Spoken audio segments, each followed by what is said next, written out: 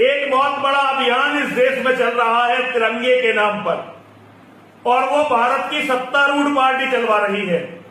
और इस तिरंगे का जो सबसे बड़ा ऑर्डर दिया गया है वो एक बंगाल की कंपनी है जिसका मालिक है सलाउद्दीन नाम का एक मुसलमान, उसको ये ऑर्डर दिया गया है।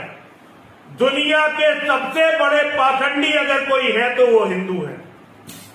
स्वामी जी, दुनिया के सबसे बड़े पाखंडी है तो हिंदू है। हिंदुओं के दलाल जो बात करते हैं वो मुसलमानों के आर्थिक बहिष्कार की बात करते हैं। नेता या संतों की बात नहीं कर रहा मैं, जो हिंदुओं के दलाल है, चिल्ला चिल्ला कर कहते हैं कि हिंदू समाज को मुसलमानों का आर्थिक बहिष्कार करना चाहिए। और जब इनकी सरकार बन जाती है तो सरकारी ठेके भी मुसलमानों को देते हैं। स्वामी समझ रहे हो ना कितना बड़ा षड्यंत्र है हिंदुओं के खिलाफ। हिंदुओं, बहिष्कार करो इस अभियान का। अगर जिंदा रहना है तो मुसलमान को पैसे देने वाले इस तिरंगा अभियान का बहिष्कार करो। अगर अपने घर में तिरंगा लगाना है तो कोई पुराना तिरंगा ढूंढो, अपने घर में लगाओ, लेकिन इस तरह से सलाउद्दीन को एक भी पैसा मत दो, एक भी पैसा मत दो सलाउद्दीन को। और इन नेताओं को सबक सिखाओ कि ये तुम्हारे पैसे पर मुसलमानों को अमीर बनाकर तुम्हारे बच्चों की हत्या का इंतजाम नहीं कर सकते। सभी लोगों से मेरा अनुरोध है, किसी भी मुसलमान के पास जब हिंदू का पैसा जाता है तो वो जिहाद के लिए जकात देता है, और वही जकात तुम्हारे और तुम्हारे बच्चों के कत्ल के काम आती है। इन धोखेबाजों की बातों में मत फंसना। अगर तिरंगा लगा, वैसे तो तिरंगे का ही बहिष्कार करो, क्योंकि इस तिरंगे ने तुम्हें बर्बाद कर दिया है। हर हिंदू के घर पर हमेशा भगवा ध्वज होना चाहिए, ये कहते हैं। कलीम साहब, एक तरफ तो पूरा देश आज़ादी का 75वां अमृत महोत्सव बना रहा है, लेकिन ऐसे में जो नफरत फैलाने वाले लोग हैं, जैसे यति नरसिंहानंद सरस्वती ने फिर एक विवादित बयान दिया है कि तिरंगा जो है वो मुसलमानों को फ़ायदा पहुंचाया जा रहा है, उनको आर्थिक फ़ायदा पहुंचाने के लिए तिरंगे का हिंदुओं को बहिष्कार करना चाहिए। आप किस तरह देख रहे हैं इस पूरे मामले को? देखिए, ये कोई पहली मर्तबा नहीं हुआ है। जब 1929 में लाहौर के अधिवेशन में गांधी जी ने यह आह्वान किया कि 26 जनवरी 1930 से हम इस तिरंगे को हर भारतीय अपने घर में लहराएगा, तब भी उसकी मुखालफत करते हुए उस वक्त संघ के संघ संचालक डॉक्टर हेडगेवार ने उसको बाकायदा एक सर्कुलर जारी करके ये कहा था कि 26 जनवरी संडे शाम को 6 बजे हम तिरंगे का बहिष्कार करेंगे और भगवा लहराएंगे, और कोई हिंदू इस तिरंगे को नहीं अपनाएगा। उसके बाद फिर 1940 में गुरु गोलवालकर, उन्होंने भी इस तिरंगे को अपशकुन बताया था। उन्होंने भी कहा था ये 3 की गिनती अशुभ है, ये मुल्क के सेहत के लिए, इस मुल्क के भविष्य के लिए अशुभ है, इसलिए हम इसका बहिष्कार करते हैं।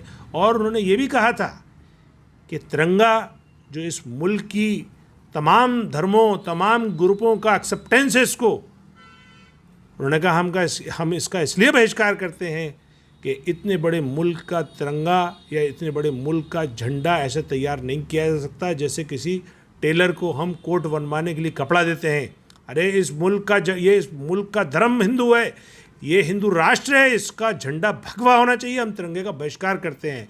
फिर उसके बाद जब 15 अगस्त 1947 को एक आज़ाद हिंदुस्तान का पहली मर्तबा लाल किले की प्राचीर से तिरंगा फहराया जाना था, तब भी आरएसएस के मुखपत्र ऑर्गेनाइज़र में बाकायदा ये आर्टिकल लिखा गया था, और इस तिरंगे के मुखालफत के लिए उन्होंने आह्वान किया और कहा कि ये ज़बरदस्ती कुछ लोगों को किस्मत की बदौलत आज़ादी मिल गई है, वो इसको आज़ादी समझ रहे हैं, हम इसकी मुखालफत करते हैं और हम इस तिरंगे की मुखालफत करते हैं। और बात यहीं तक नहीं रुकी थी। जब 26 जनवरी 1950 को ये संविधान पेश किया गया था, तो इस संविधान का भी उन्हीं संचालकों ने या संघियों ने इसकी मुखालफत की थी, और उन्होंने कहा था हमें म्युनिसिपैलिटी चाहिए। तो इस त्यागी की जो बात आप बता रहे हैं कोई नई नहीं है।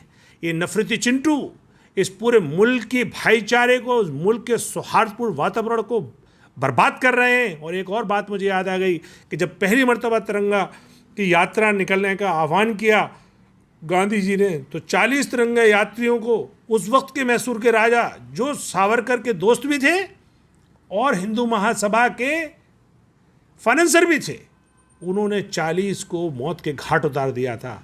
तब वीर सावरकर ने, जिनको ये वीर कहते हैं, सावरकर ने ये कहा था कि, और जश्न मनाया था, और ये कहते हुए जश्न मनाया था कि सीडियो नेशनलिस्ट को अच्छा सबक सिखाया मैसूर के राजा ने। तो इनकी तारीख भरी पड़ी है। ये तो इनके हाथ में इस मुल्क की बागडोर आ गई है, इसलिए ये सारे नाटकबाजी कर रहे हैं, ड्रामा कर रहे हैं। वरना मुझे बताइए, इन संघियों ने 52 साल तक अपने हेडक्वार्टर पर तिरंगा नहीं फहराया। वो तो 3 नौजवानों ने 2001 में ज़बरदस्ती इनके मुख्यालय में घुस के जब तिरंगा फहराने की कोशिश की तो उनके खिलाफ इस आरएसएस ने मुकदमा कराया। उसके बाद फिर उनमें आपस में ये रेजोल्यूशन पास हुआ कि नहीं साहब, अब हम तिरंगा फहराएंगे।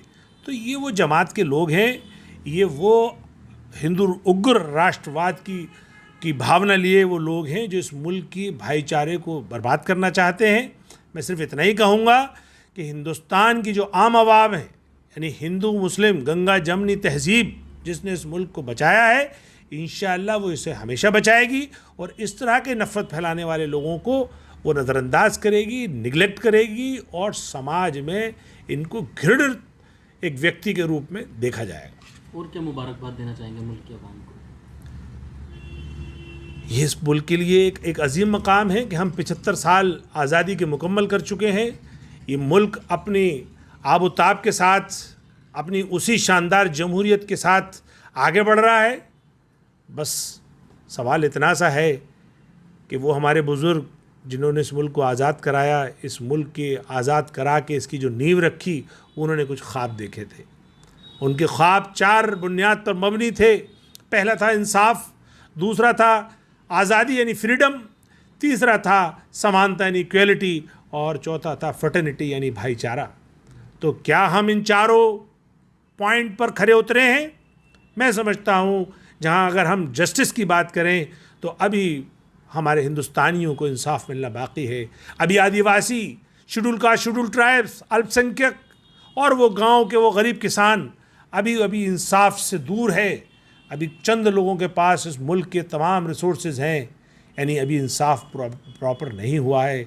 दूसरा फ्रीडम, यानी हिंदुस्तान के हर शहरी को क्या बोलना है, क्या खाना है, कैसे पहनना है, कहाँ रहना है, कौन सी ज़बान इस्तेमाल करनी है, कौन सा मज़हब इख्तियार करना है, कौन से मज़हब को प्रैक्टिस करना है, इन तमाम बातों की आज़ादी हमारे बुज़ुर्गान ने जो हिंदुस्तान है उन्होंने दी थी। लेकिन जो मौजूदा सरकार में हैं उन्होंने उन ख्वाबों को तार तार करने की कोशिश की है। उन्होंने ज़रूर अल्पसंख्यकों पे, ख़ास तौर से मुसलमानों पे और दलितों पे जुल्म के पहाड़ ढा दिए हैं। उन्हें उनकी आज़ादी से महरूम करने की कोशिश की जा रही है। तो इसलिए इस पे सोचने की सख्त ज़रूरत है। तीसरा पॉइंट आता है इक्वलिटी, क्या समानता है? सिंबॉलिक तौर पे ज़रूर एक आदिवासी महिला हमारी राष्ट्रपति है, एक बैकवर्ड क्लास से आने वाला शख्स प्रधानमंत्री है, लेकिन जो उसकी बागडोर है वो ऐसे लोगों के हाथ में है जो मनुस्मृति के चाहने वाले थे। वो पूरी कोशिश कर रहे हैं कि संविधान ख़त्म हो जाए, ये जमहूरियत ख़त्म हो जाए, ये तमाम रंग जो ने मिलके इस हिंदुस्तान को बनाया था वो रंग ख़त्म हो के एक रंग आ जाए। लेकिन हिंदुस्तान की आवाम इसको होने नहीं देगी। लेकिन सवाल ये है जो इक्वलिटी का है, जिसको संविधान ने गारंटी दी थी कि एक हर छोटा, हर ज़ात, हर इलाके का आदमी बराबर होगा। सच्चाई ये है, ज़मीन पे हम देखते हैं आज भी हमारे आदिवासियों के साथ, दलितों के साथ, मुसलमानों के साथ भेदभावपूर्ण रवैया किया जाता है। उनको वो जगह नहीं मिलती, वो मकाम नहीं मिलता। यानी कि आज़ादी के मतवालों का भी जब जिक्र का नंबर आता है तो वहाँ पे भी मुसलमानों ने जो सबसे ज़्यादा इस मुल्क को आज़ाद कराने में अपनी जानों का नजराना पेश किया है, उनका जिक्र तक नहीं किया जाता। तो इसके लिए अलबत्ता हमने एक मुहिम चलाई हुई है कि जो हिंदुस्तान की आज़ादी में मुसलमानों की जो अजीम कुर्बानियाँ हैं उसके बारे में हम लोगों को बता रहे हैं। और चौथा है जो बहुत ही ख़ास और इस मुल्क की रूह, इस मुल्क की क़ुव्वत है, वो है फ्रेटर्निटी, भाईचारा।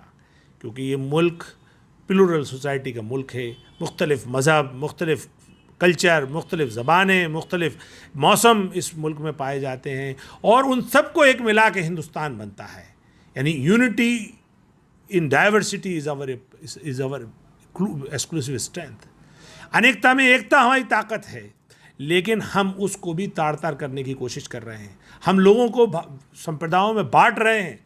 हम आजकल ऐसे काम कर रहे हैं कि जिससे कुछ अल्पसंख्यक खास तौर से वो अपने आप को एलिनेट महसूस करें। तो ये तमाम बातें वो हैं जो आज़ादी के दिन हमें याद करने की हैं, हमें अपना मुहासबा करने की हैं, हमें ये सोचने की हैं कि आखिर हम 75 साल में कहाँ तक चल कर आए हैं और आखिर अब हमें आगे कहाँ तक जाना है। तो मैं यही कहूँगा, ऐसे मौके पर हमें अपने संविधान की जो मूल भावना है, justice, equality, freedom and fraternity, इन चार को पकड़ कर रखना है और इस मुल्क की एक ताकत बनना है।